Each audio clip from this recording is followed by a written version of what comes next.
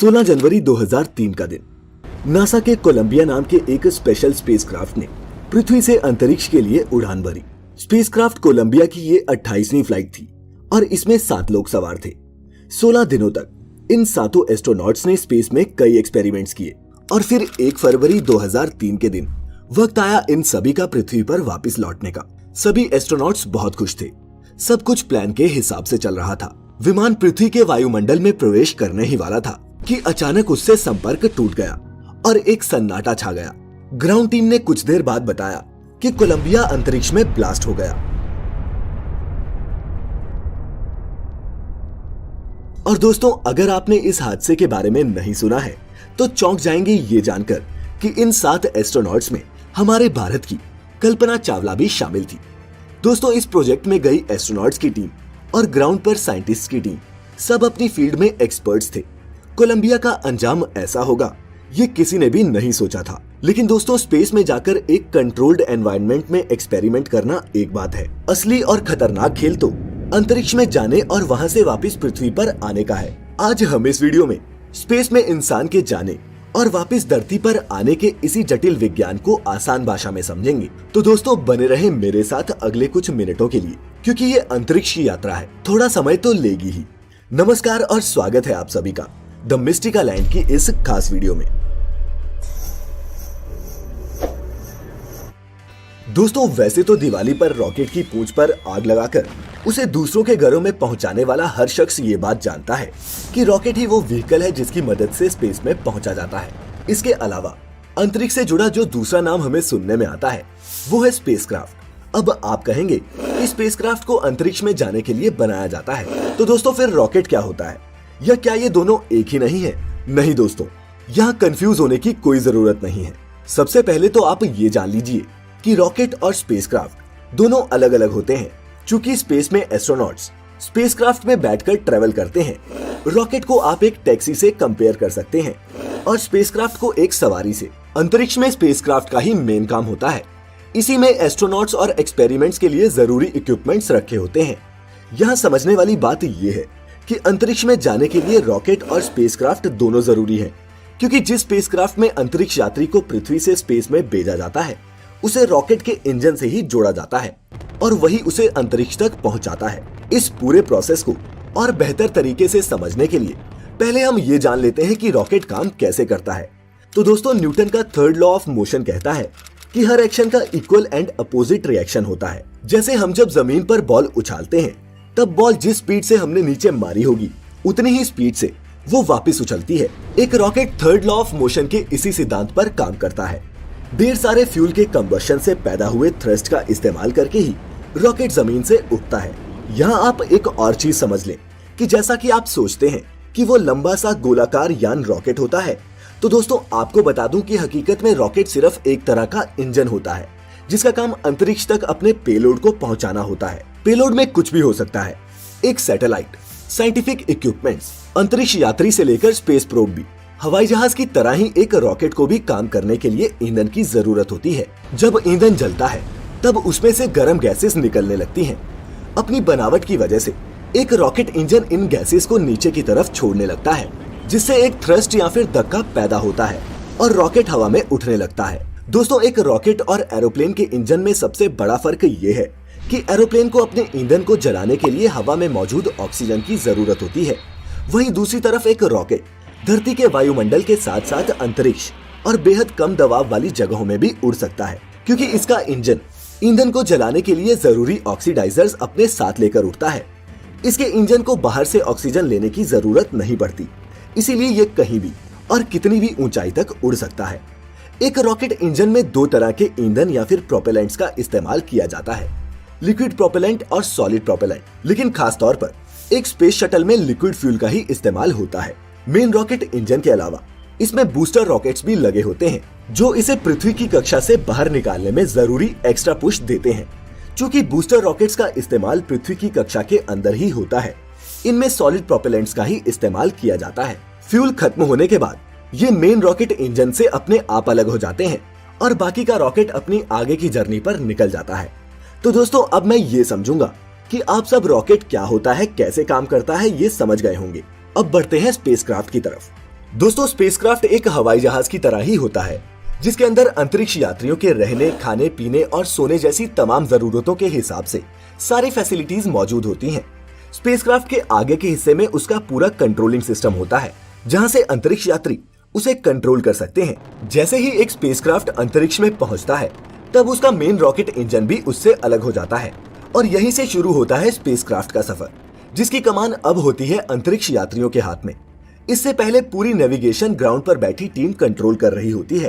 अंतरिक्ष यात्री इस स्पेसक्राफ्ट को ठीक उसी तरह से चला सकते हैं जैसे कोई पायलट एरोप्लेन को उड़ाता है। इसके अंदर एडवांस टेक्नोलॉजी के सेंसर और मशीनें लगी होती हैं, जिनकी बदौलत ही अंतरिक्ष यात्री स्पेस में रिसर्च और एक्सपेरिमेंट्स परफॉर्म कर पाते हैं। दोस्तों अब ये साफ है कि स्पेस ट्रेवल के लिए एक स्पेसक्राफ्ट और रॉकेट का होना जरूरी है, इनके बिना ये मुमकिन नहीं। लेकिन दोस्तों रॉकेट को लॉन्च करने के लिए जिस तीसरे मेगा इक्विपमेंट की जरूरत होती है, वो होता है लॉन्च पैड। बता दें कि लॉन्च पैड वो प्लेटफॉर्म होता है जिसकी मदद से रॉकेट को आकाश की तरफ एक सीधी रेखा में प्रोजेक्ट किया जाता है। लॉन्च का ये प्रोसेस रॉकेट के पेलोड पर डिपेंड करता है। पेलोड जितना ज्यादा होता है, लॉन्चिंग की स्टेजेस भी उसी के हिसाब से प्लान की जाती हैं। लॉन्च होने के कुछ मिनटों में शटल पृथ्वी की कक्षा में प्रवेश कर जाता है, जिसके बाद रॉकेट्स पृथ्वी में वापस आ गिरते हैं। दोस्तों आपको ये भी बता दूं कि एस्ट्रोनॉट्स पृथ्वी की कक्षा से ज्यादा दूर नहीं जा पाते। कई वैज्ञानिकों का कहना है कि अभी हमारे पास उस लेवल की टेक्नोलॉजी नहीं है कि हम खुद जाकर डीप स्पेस में एक्सप्लोरेशंस कर पाएं। इंटरनेशनल स्पेस स्टेशन एस्ट्रोनॉट्स के लिए एक होटल की तरह होता है, जिसमें कई मॉड्यूल्स, इक्विपमेंट्स और फैसिलिटीज मौजूद होती हैं। अंतरिक्ष में जाने वाले ज्यादातर एस्ट्रोनॉट्स अपनी रिसर्च और एक्सपेरिमेंट्स को ISS या फिर इंटरनेशनल स्पेस स्टेशन से ही परफॉर्म करते हैं। ISS पर कैसी होती है एस्ट्रोनॉट्स की जिंदगी, डिटेल में जानने के लिए आप हमारी एक दूसरी वीडियो देख सकते हैं, जिसमें हमने एस्ट्रोनॉट्स की स्पेस लाइफ के हर पहलू के बारे में डिटेल से बताया है। उस वीडियो का लिंक आपको डिस्क्रिप्शन में मिल जाएगा। लेकिन अभी हम ये जानेंगे कि अपने सभी एक्सपेरिमेंट्स करने और कई दिन स्पेस में बिताने के बाद ये एस्ट्रोनॉट्स धरती पर लौटते कैसे हैं। आप में से कुछ कहेंगे कि जिस तरह वो रॉकेट के जरिए स्पेस में पहुंचे थे, उसी तरह एक रॉकेट के जरिए वो पृथ्वी पर वापस आ जाएंगे। लेकिन दोस्तों अगर आप ये वीडियो ध्यान से देख रहे हैं तो आप जानते होंगे कि स्पेसक्राफ्ट के साथ वापसी के वक्त कोई रॉकेट होता ही नहीं। अंतरिक्ष में पहुंचने के बाद रॉकेट उससे अलग हो जाता है। तो दोस्तों इस सवाल का जवाब है स्पेसक्राफ्ट। लेकिन ये प्रोसेस भी काफी खतरनाक होता है, क्योंकि वो लगभग 17,500 मील प्रति घंटे की रफ्तार से पृथ्वी की तरफ ट्रेवल कर रहे होते हैं। री एंट्री के लिए स्पेसक्राफ्ट पृथ्वी की कक्षा के चारों ओर चक्कर लगाते हुए धीरे धीरे पृथ्वी के वातावरण में प्रवेश करता है। पृथ्वी के वायुमंडल में प्रवेश करते हुए स्पेसक्राफ्ट को तेज और गर्म हवाओं का सामना करना पड़ता है। ये हवाएं इतनी खतरनाक होती हैं कि इनके दबाव और घर्षण के कारण स्पेसक्राफ्ट जलकर राख भी हो सकता है। इस कंडीशन से बचने के लिए स्पेसक्राफ्ट की ऊपरी सतह पर एक खास तरह की हीट रेजिस्टेंट चादर लगाई जाती है। अगर किसी कारण से ये चादर ना हो या फिर टूट जाए तो स्पेसक्राफ्ट का पृथ्वी पर सही सलामत वापस आना काफी मुश्किल हो सकता है। फिर जैसे जैसे ये स्पेसक्राफ्ट पृथ्वी की सतह के नजदीक आता जाता है, वो जमीन के पैरेलल उड़ने लगता है और फिर आता है लैंडिंग का टाइम, जो किसी भी एस्ट्रोनॉट के लिए काफी क्रूशियल होता है। क्राफ्ट की लैंडिंग का ये प्रोसेस किसी एरोप्लेन की लैंडिंग के प्रोसेस की तरह ही होता है, लेकिन फर्क ये होता है दोस्तों कि स्पेसक्राफ्ट की स्पीड बहुत ज्यादा होती है। इसीलिए लैंडिंग के वक्त इसमें पीछे की तरफ एक पैराशूट भी खुलता है।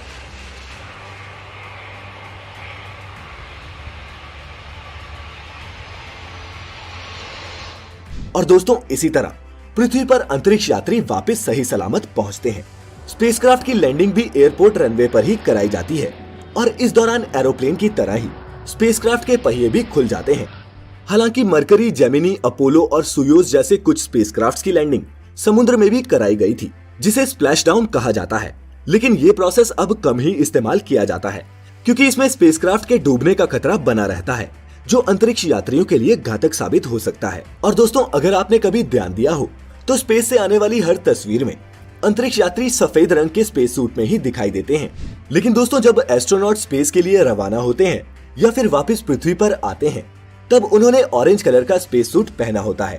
ऑरेंज स्पेस सूट को एडवांस्ड क्रू एस्केप सूट कहते हैं, जबकि सफेद स्पेस सूट को एक्स्ट्रा वेहिकुलर एक्टिविटी सूट कहते हैं। इनके पीछे भी एक खास कारण है। दरअसल ये दोनों ही स्पेस सूट अंतरिक्ष यात्रियों की सेफ्टी को ध्यान में रखते हुए डिजाइन किए जाते हैं। स्पेस सूट का रंग ऑरेंज होने के पीछे की सबसे बड़ी वजह ये होती है कि इसका रंग दूसरे रंगों से ज्यादा विजिबल होता है।